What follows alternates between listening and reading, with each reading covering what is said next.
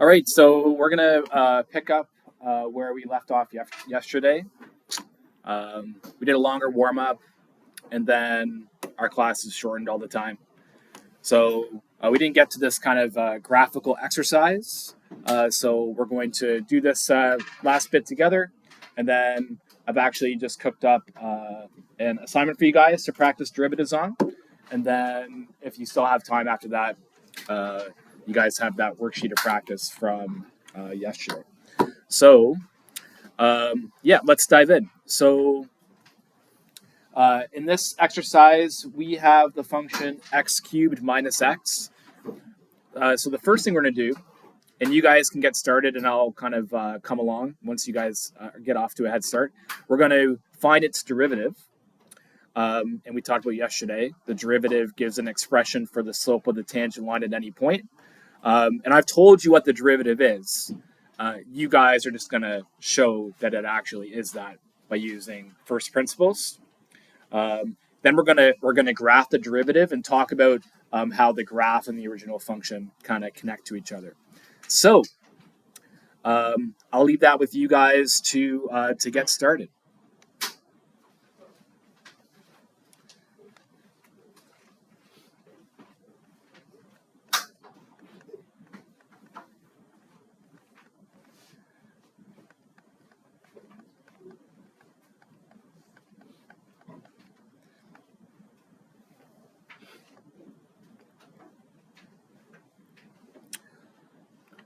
I'm going to pause the recording that people were suggesting, and then I'll restart once I'm ready to continue a bit.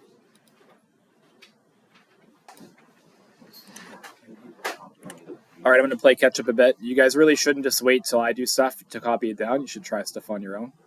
Try to get here at 8:42.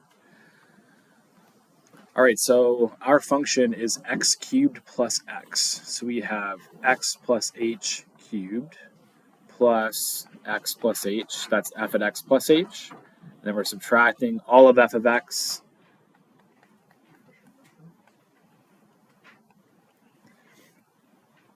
Then we use our algebra skills. So we are going to have to expand and simplify x plus h cubed. Now,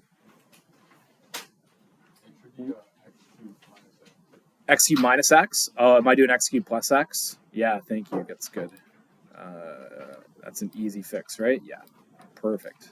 Yeah, thanks for catching that. Yeah, we've I think together expanded x plus h cubed a few times, and we did review the Pascal's triangle shortcut for doing that. But I did promise you guys I wouldn't have you guys expand a cubic on any evaluation, like a test or something. But for here, it's fine. Or on an assignment, it's fine. So it's 1, 3, 3, 1, and then x cubed h, and then x h squared, and then h cubed. And as we distribute the negative on the rest of the things, what we're expecting to happen is that all the stuff that doesn't have an x or that doesn't have an h in it should cancel out. So we have minus x, minus h, minus x cubed, minus x would be plus x, all divided by h. And then you collect like terms, and we look for the things adding to 0. And yeah, we have x cubed minus x cubed. And then we have minus x plus x. And then everything else has an h in it. I think I might show an extra step just for this one. 3x, I'll just write out what's left over. h squared plus h cubed minus h. All over h. Yeah, just for me personally, I can visualize when I cross out all the x terms that everything has an h, and I could divide everything by h in one step and combine those. But I'll get if you don't want to do that all in one step. That's okay. So now we can divide everything by h. Everything has an h in it. So we have 3x squared. So this is looking good. 3x squared plus 3xh plus h squared minus 1. And there's nothing, oh, I forgot my equal sign. And there's nothing wrong with plugging 0 into that. And when you plug 0 into that, all the stuff with h goes away, and you're left with 3x squared minus 1, which is what we were expected to get. Just another example in the books. You guys okay with what we did there? Hopefully you guys got the same thing. So just a couple points to talk about, just in terms of notation. Start of the course, I just see this a lot, especially the first few things we do together.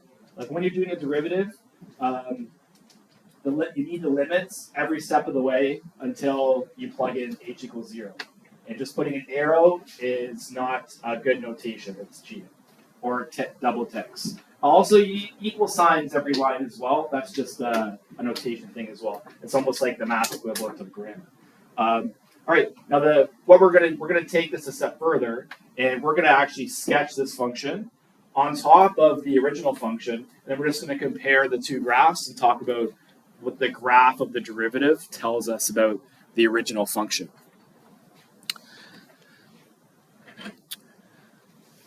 So I'm actually reviewing a bunch of quadratic stuff with my grade 11s right now. But so you guys shouldn't, at this stage in your math careers, sketching this parabola shouldn't really be a big deal. There's lots of detail we can add. Its vertex is at 0, minus 1. This is also the y-intercept. You guys know from your 4U functions course, just the constant term of a polynomial is the y-intercept. And then to get the x-intercepts for this function, y equals 3x minus 1, we'll just set y equal to 0. So 0 equals 3x squared minus 1. And then we'll find the x-intercepts so that we can just have a nice detailed graph here. So we get 3x squared equals 1.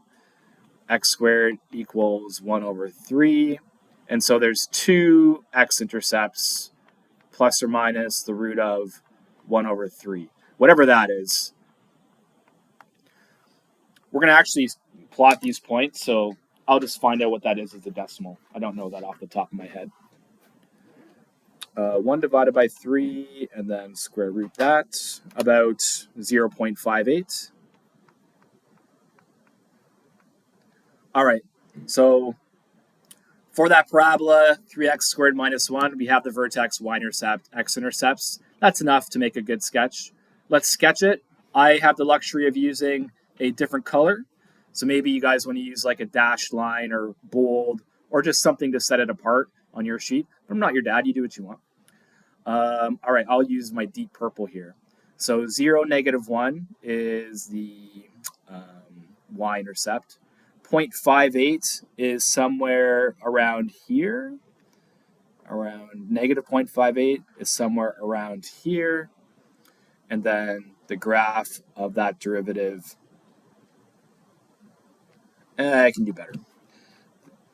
Connecting the dots.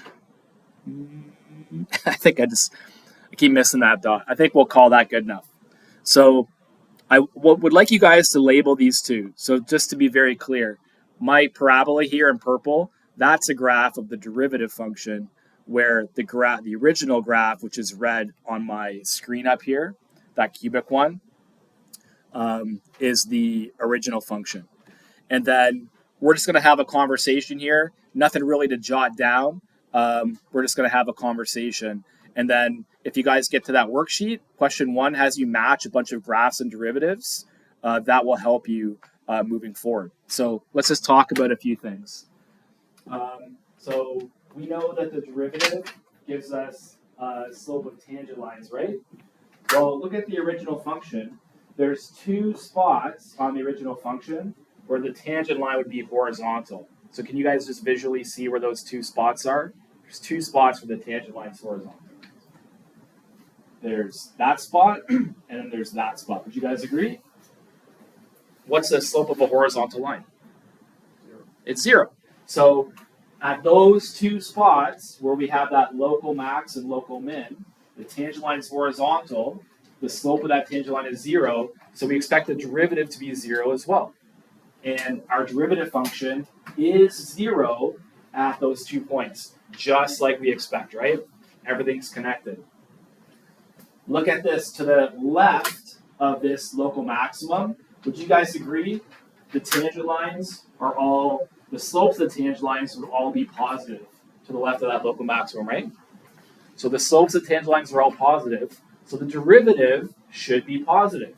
And when you look at to the left of that x value, the derivative, the values of the derivative are all positive. Same thing, we can do the same analysis when we're to the right of this local minimum. All the tangent lines are positive, and so the derivative is positive. And then look, between this local max and local min, all the tangent lines would be negative. The slope or the slopes of those tangent lines would be negative. The derivative, which tells you the slope of the tangent lines, is negative. It all fits together. We're going to do more exercises in our next unit when we talk about sketching functions in more detail, talking about things like increasing, decreasing, and how it connects to the derivative. But for now, this conversation is just a good starting place. All right, so we kind of finished the note from yesterday. We did one more derivative from first principles. We sketched the derivative, though, and then just had a conversation about what the derivative tells us about the graph, and vice versa, I guess. Anything you guys want to chat about? Okay. Well, we have the entire period if you have more questions. So let me pause the video here. Or